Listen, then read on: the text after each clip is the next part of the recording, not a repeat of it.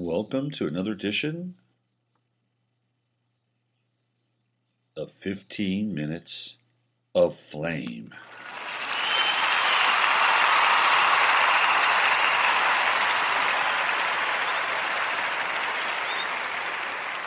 Good morning. We're right back on the airwaves here as we get into the third day of April. Things are heating up as we said they would. There's been a major event that happened in Saint Petersburg, and this was a real event. We're going to talk about that today as opposed to some of the other fake events that we've been witnessing over and over and over again for the last 8 years. There's actual footage of wreckage.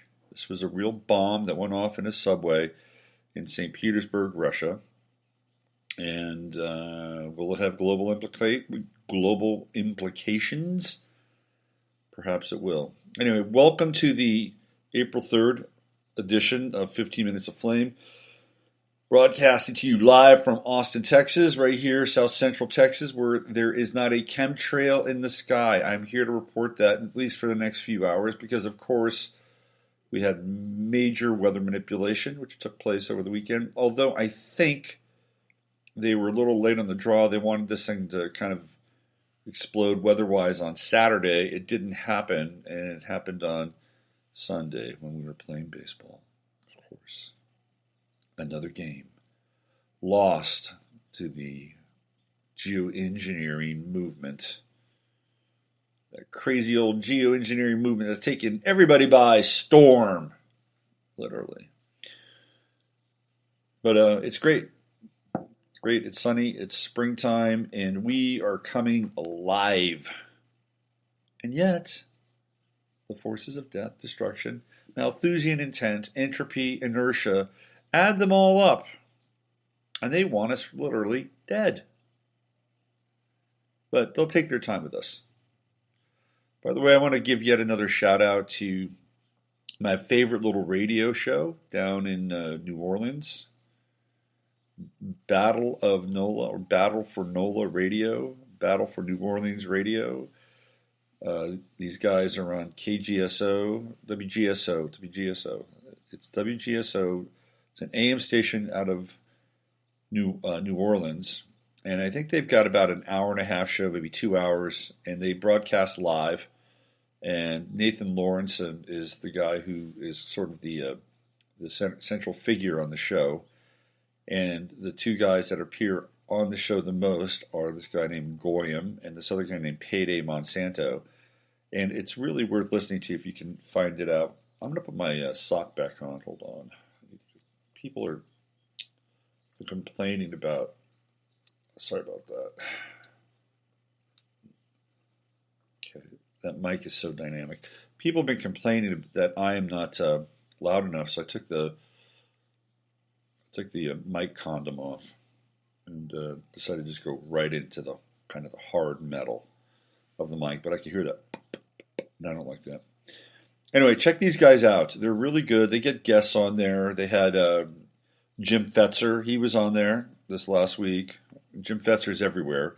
Leo Zagmi, the ex-Freemason, the P2 Lodge member from Italy, he was on there. And so it's a good show. Check it out. Nathan's running for mayor of New Orleans. If you're down in the New Orleans area, please support this guy. He knows what's going on. He actually can break down what's happening in New Orleans and what's going to be happening to every major city across this country as part of Agenda 21, Agenda 30. We are living in it right now. It is the evolving model of the megalopolis, which, of course, they taught my kid in school already. So check them out. I just want to give a little shout out to them. And also, if you want to catch up on the astrology for the week and a bunch of charts I did last night over on YouTube, the live stream is up. I've got charts of Nigel Farage and Marlon Brando and Gus Grissom and Reinhard Galen. Today's a big day for strange birthdays, or birthdays of very charismatic people. Eddie Murphy's birthday is today as well. All right, let's get to the business at hand here. there was another another event that happened in Saint Petersburg, and I've got this pretty much. Let me see if I can get this thing lined up here. Okay, hold on. So I just had it. Damn it. Damn it. Let's bring here. Bring it into the mix. St. Petersburg Blast. There we go. It's happening. I think it happened 10 hours ago. And it says breaking news. This is from the BBC. The St. Petersburg metro explosion killed 10. This looks like it's the real deal. This does not look like a fake event. Let me just go over to some of the pictures on Al Jazeera, because I'm seeing something here. Let's see. Okay. Yeah. Okay. Oh boy, look at this. Here we go. I'm going to put this up on Facebook. There's actual blood here. You know what? This is going to be a striking difference between what we've seen with these bullshit events that we have in this one. I'm going to put some of these pictures up on Facebook, my Facebook page, Robert Phoenix. You should go over there if you haven't joined Facebook, and put a lot of stuff there. I usually save my site for the astrological stuff, but Facebook gets the kind of the real feed raw right now. So you can see this kind of blast in the door of the subway. There's smoke. There are people covering their faces. This does not look like a psy-op or a false flag. Looks like something very real went down. Let's see. I'm just trying to find some more footage here, and then I'll give you the rundown. Let me just go to the BBC one more. It says it's killed 10 people. This blast. Let's see what we have here. Now, who is going to go? Oh, yeah, there's some blood. Look at that. Imagine that. Emergency services tend to the wounded. Yeah, there's definitely some blood. Okay. Let me just see what we have. I'll read you this. At least 10 people have been killed in an explosion between two underground stations. So it's two in St. Petersburg. The head of Russia's National Anti-Terrorist Committee said the blast hit the train between Senaya Ploshad and Technologichesky Institute stations. Images posted on social media show a badly mangled carriage with a number of casualties nearby. President Vladimir Putin said all causes, including terrorism, were being investigated. Initial reports suggested there had been two explosions, one at each of the two stations. At least 50 people have been reported injured, and a number of children were among those hurt. Andrei Przezhidomsky, head of the Russian National Anti-Terrorist Committee, said it was caused by an unidentified explosive device. And there's a jacket with blood on it. The guy's got bloody hands. So, if we're looking for blood as a determinant determinant that shows that something actually happened, there's plenty of blood here. Says, however, a spokesman for Russia's prosecutor general said the explosion was a terrorist attack. President Putin was in St. Petersburg earlier on Monday, how about that, but is now outside the city, his spokesman Dmitry Peskov said. I've already spoken to the head of our special services. They are working to ascertain the cause, he said at a meeting with Belarus President Alexander Lukashenko. The entire St. Petersburg underground network has been shut down. And Moscow metro officials said they were introducing extra security measures as a result. So the St. Petersburg metro is the 19th busiest in the world with more than 2 million passengers every day. It has not suffered attacks before. This kind of dovetails with what I was talking about last night on the show. And if you missed it, there was a very strange kind of terror attack that happened in Atlanta on, I think it was Friday. It was the 30th. It was Friday. So Friday, Saturday, Sunday. Friday, Saturday is when the details really emerge. And it was totally bizarre. They had an overpass in Atlanta basically melt. That is nearly impossible. Nearly impossible. Now, it also connects in with this very strange story of a guy going into the NRC, the Nuclear Regulatory Commission in Atlanta, with some red mercury that he scored in Africa. And red mercury being a very apparently volatile substance. It's interesting, red mercury, this whole red thing. Russia, the Red Scare, although Russia's not red in that way anymore.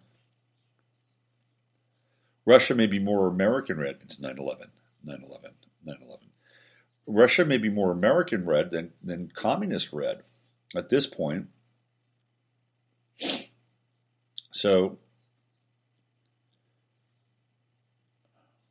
we have this event in Atlanta with the red mercury in a red state, theoretically, maybe not a red city, and this overpass melts. This fire is so bad that the overpass melts.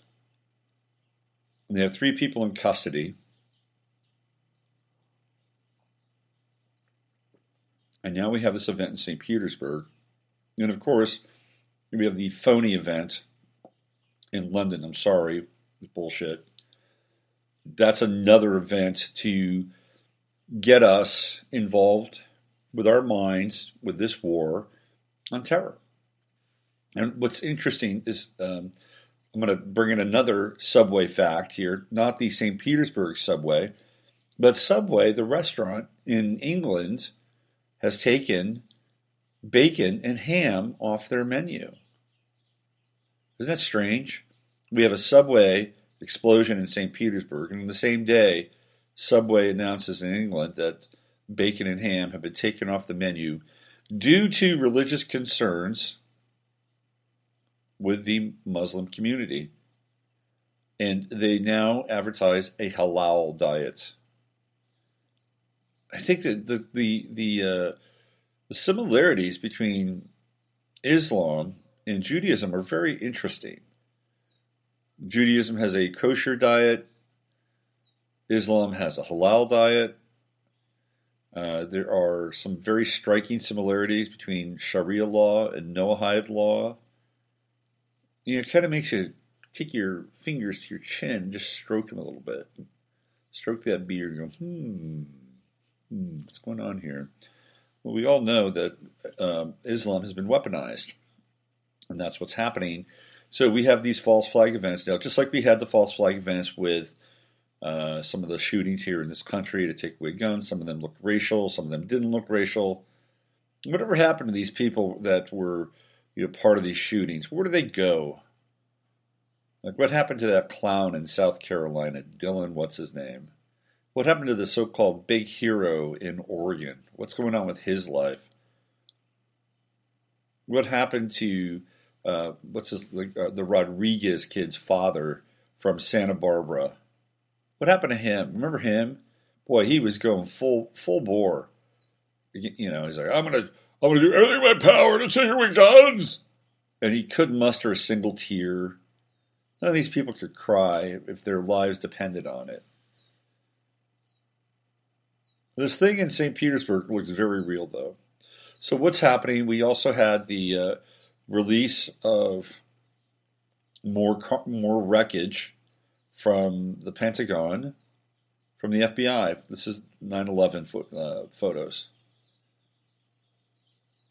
And so you kind of put these things together. We have this super hot, collapsing overpass in Atlanta, shuts down traffic.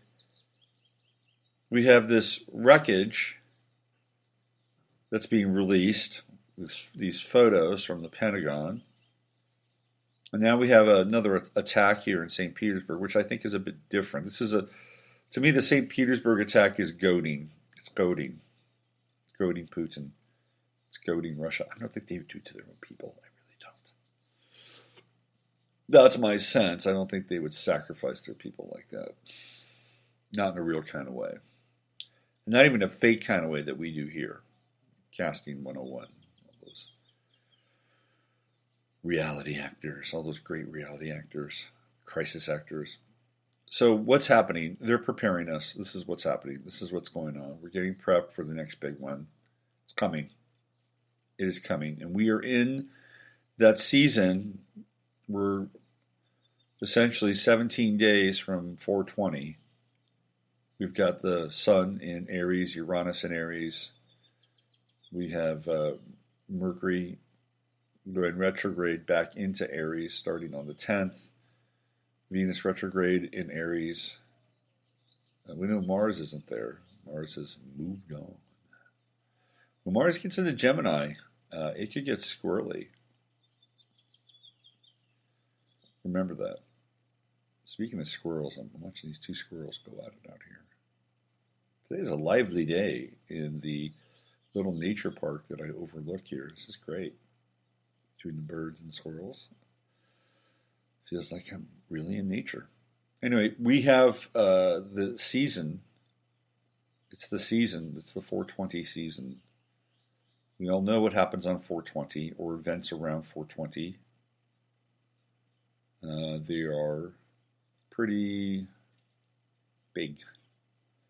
Oklahoma City. We have what happened in Waco and any number of events that go down between 418, 419, 420. Of course, it's the season of Molech, the burning of children. That's all taking place right around that time as well. So it's in the air. Will it happen on 420, 418, 419, 422? We don't know. Don't know. But I guarantee you something big is coming. And the reason why is because the neocons are back in power. Now, the neo-libs were holding it down. But the neocons are in power now, and we saw that they were kind of the masters at using the global false flag terror event known as 9/11. And what we've been going through since 9/11 are a bunch of little 9/11s. I mean, if you were to add them all up, the real ones, the fake ones, just add them all up. You had Orlando, San Bernardino, Sandy Hook, we had Boston, we had Aurora, any number of other events, Paris, Brussels. You add them all up. And let's say they all happened on the same day. That would be pretty catastrophic, don't you think? That'd be incredibly catastrophic. And then you would have this major kind of, oh my God moment in time. And so people would react. They always react. That's what happens. Problem, reaction, solution. All that jive. And instead, what we get is we get them spread out over time. So there's a shock. Oh. And then back on with our lives. Shock. Oh. And back on with our lives. So it's a modulated trauma, just like the wars themselves in the Middle East and North Africa, whether it's Syria or Iraq or Pakistan, Afghanistan, Yemen, Libya, Somalia. These are not all-out wars. They're like micro-wars. Because if you added them all together and we were fighting en masse, that would be a big war. But they're micro wars, and we have been at war since 2001, right after 9/11. We've been at war. We've been at war with some country, some nation, some group, some quote-unquote dictator since 2001. So we have essentially been at war for 16 years. But they're micro wars. Because a big war gets you to sit up and notice. And a bunch of big false flags, whatever they are, together at one time would get you to really sit up and notice. But everything is done by stealth. And it's underhanded. And it does affect us. It affects our energy, it affects our psyche, it affects our consciousness. And one of the most important interviews I ever did was one of the first interviews I ever did on this show. And back when I was doing a ton of interviews, and that was with Bill Deagle. Not Bill Deagle. And Bruce Lipton. Bruce Lipton his work is very significant. And I don't want to render kind of a superficial version of it. But what he really talks about is the biology of belief. And I'm not coming from a new age kind of, hey, let's all have really good beliefs so our biology matches up, although that's not a bad thing. I think it's important to understand how, through the biology of belief, that our signal gets grabbed and it gets distorted. And the next thing you know, we are becoming that thing. Now, it doesn't mean you stick your head in the sand and just look away. But if you can see the signal, where it's coming from, and just redirect it, it can be very effective. Like I said, it takes some vigilance, but it can be very effective. And it's a very powerful tool. Now, on Friday, I had Chris on my show, who was the parent of a gender dysmorphic young woman who is in the midst of some kind of transition. And we talked about that, and we talked about that community. And I talked a little bit about this last night. I've got a great listener / follower who is a psychiatric nurse. And I should just read this. This is really one of the great kinds of commentaries on the condition of our times. It bears reading, and we'll go over a little bit today, but I want to read this. Let's find it here. It's a great comment. Okay, here we go. Let's see. Get down and get with it. I've got 1,770 friends on Facebook now. How about that? Okay, let's go. Here it is. All right. This is Cathy, who is a listener, and she contributes a lot with commentary over on Facebook. Here's what she said about Friday's show. This was a very important, heart-wrenching show. First, let me explain that I started my nursing career in 1978 in pediatrics, and then I got my master's degree as a nurse practitioner in psychiatry, initially working in the field of child psychiatry in 1995. Initially in my career, autism and transgender disorders were extremely rare. I have dealt with these conditions my whole career. I have a 19-year-old daughter who's declared herself as pansexual.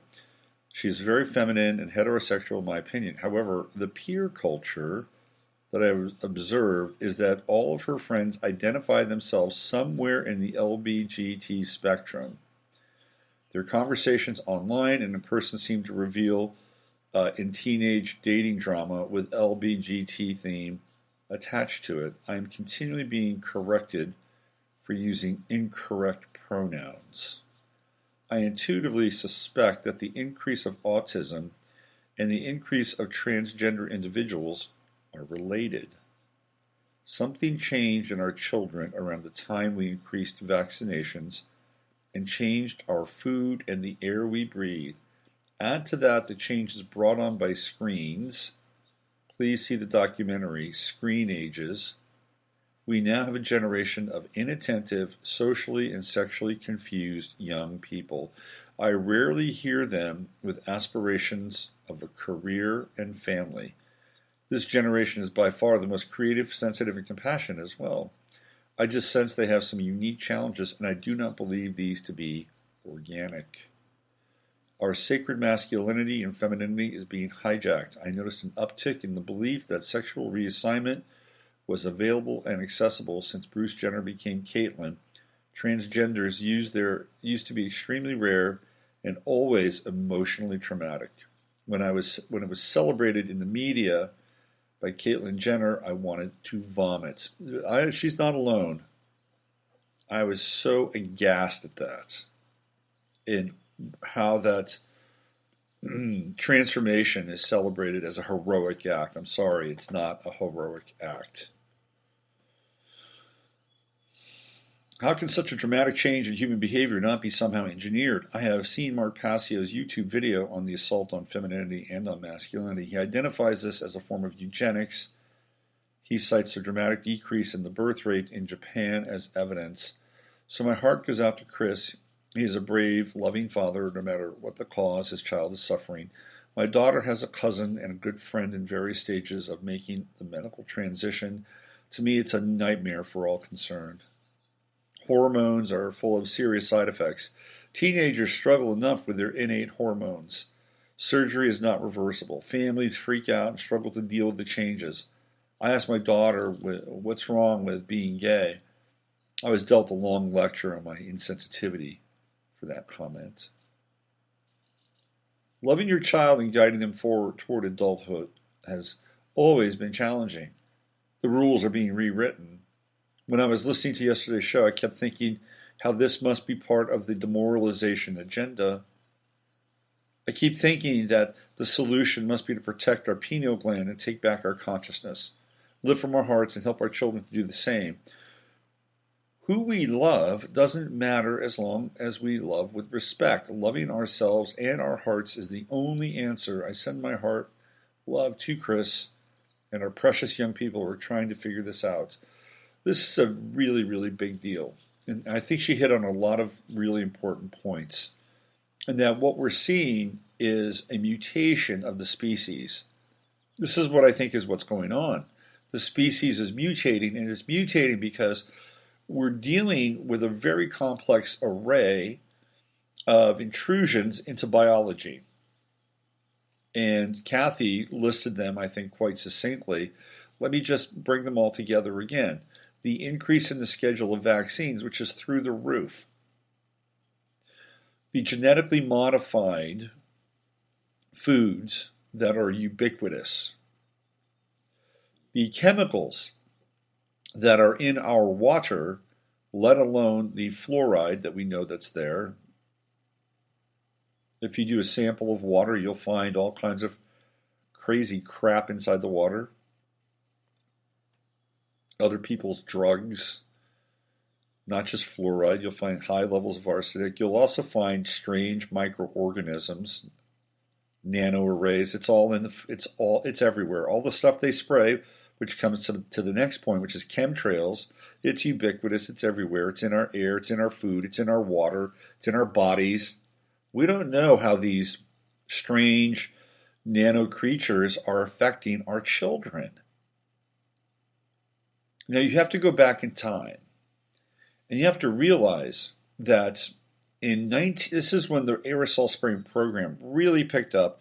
It was in 1997. So the children that were born from 1997 on, 20 years old, let's say you were born in 1998.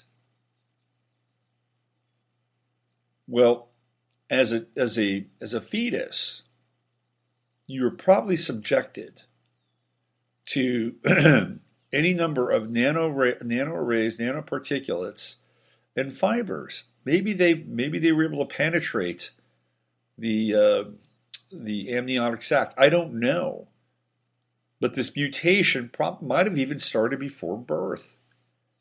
Certainly after birth, when there's less protection, our babies are vulnerable, and they're taking in all this crap. And so let's add that into the list. Let's add the additives from the food, not just the genetically modified parts, but the additives, all the preservatives and the food colors and the dyes and all that other stuff. Let's add that into the list as well. Okay, let's throw in EMFs, ELFs, Gwen Towers. Then let's throw in the absolute hypnosis of the screen, which is what she's talking about. Put it all together. What do you got? Well, we don't know because we've never been down this path before.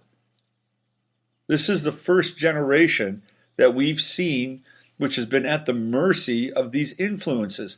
And I'm telling you right now, they're kind of fucked up. I'm just being straight up. And we can be sensitive, and I'm sensitive. They're humans. They've got families, but their signal has been abducted. And this is what I was talking about with Bruce Lipton. Their signal has been abducted. And the abduction has really taken hold through their consummation or their consumption of media, and their friends' consumption of media, and the peer group's consumption of media. Their signal's been hijacked. And if you get in there as a parent, because our kids are trying to learn their way, they're trying to peel away, they're in that Saturn opposition, they're trying to feel out who they are and disconnect from the Saturnian components. They're trying to define their own authority through the Saturn opposition. This is what happens with the Saturn opposition. But because of where we are culturally, where we are with the programming, day after day after day, the music, the internet, the cell phones, the Instagram, it is bombarding them with images and thoughts and lifestyle choices that were never, ever, ever even comprehensible at any other point in time in our evolution. And they're only 14 or 15, and their brains even aren't fully formed at that point. And they're wrestling with chemical, biological, and technological invasions in their bodies. Their bodies are a war zone for this. They're on the front lines. And everything that they're taking in at a very precarious time is leading them towards choices that are being accepted more and more and more by their peer group. Now, again, I think we'll see other children in this kind of area, in this age, also be quite conservative and reject some of the strange values. Now, conservative people tend to be quiet. They tend to be quiet. It's just the nature of being, unless you're Andrew Breitbart.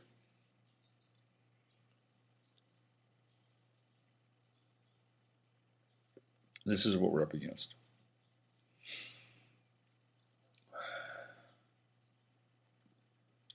I was going to say if I was a parent, but I am a parent. My only challenge as a parent is I don't have my son as much as I'd like. So I get about I'd say maybe a third of an influence. And the other 2/3 come from where he spends most of his time, which is at school and with his mother and his stepfather. But as parents, and there's no guarantee, even with this. I mean, I would, I would just take away the TV, take away the cell phone. Chris talked about it. The cell phone was a major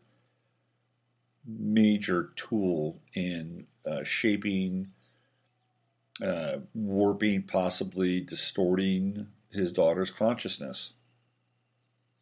And he had regret about that. That's the one thing that he was very clear about, was the intrusion of the cell phone. It's way too powerful. You get one of these iPhones, they're way too powerful for a 13-year-old kid to have. I mean, my son has one, and thank God all he does is play games for the most part. For now, I don't know how it's going to go down 3 years from now, 4 years from now. That's what he does. But I mean, if you're a child, do you really need all the crap on your phone? Like, if you just wanted to stay in touch with your parents, a flip phone would be just fine. Here's what I would do, and Apple would hate this, and Samsung would totally hate this. All the phone manufacturers have really fancy smartphones, but if I were involved in government, I would make basically a moratorium on anybody under 17 owning a smartphone. Absolutely. Because it's completely distorting them. But if you have just a flip phone, guess what happens? Your peer group goes, what's that? The 90s are calling. They want their phone back. And the kid is shamed. Hey, my phone sucks. My phone really sucks. I want an iPhone. All my friends have iPhones.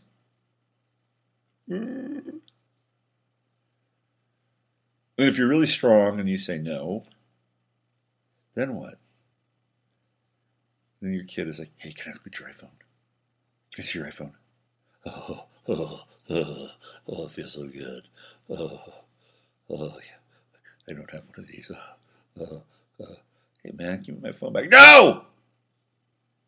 It's mine now!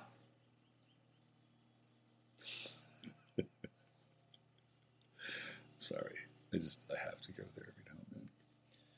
I feel sorry for the youth of today. I feel sorry for what they have to go through. And I'm going to be straight up. It's our fault. It's our fault. We can own it because we have not protected them.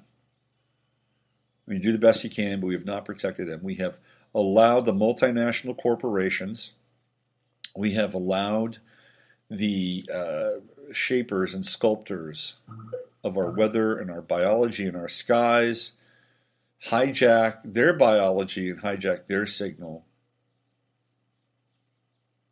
It's on us. You know, I wish I was, my 20s and 30s were very interesting times. Don't get me wrong. I've got stories that I could basically spend the next 10 hours unreeling. And you'd say, what? And they were cool. I mean, I had some great times. I learned a lot. I was way out on the fringe. But I'm telling you, man, if I was around in my 20s with this kind of consciousness that I have now, and maybe you're not supposed to have it in your 20s, which is probably part of the game, but if I had this now, then, what I have now then, I would have been way involved. Way involved. I would have been out on the front lines of a lot of this stuff. And I could feel it. I could sense it. And certainly by the time I got to my 30s, I knew it. Anyway. So we've got a lot happening out there in the world. And I just wanted to sort of punctuate a few things that we were talking about and wrap some of them up, especially the show from Friday with Chris and what just happened in Saint Petersburg. So, do your best. I would say be super vigilant, be real discerning about what's happening and what's taking place. And when you see an event like London, just don't throw your emotions into it right away. Hang back, just kind of look at it, peel it away. Do your best to discern what's going on, but don't get emotionally involved. Now, do you want to get emotionally involved in St. Petersburg? Well, that's a bit of a conflict, isn't it? Because they're Russians.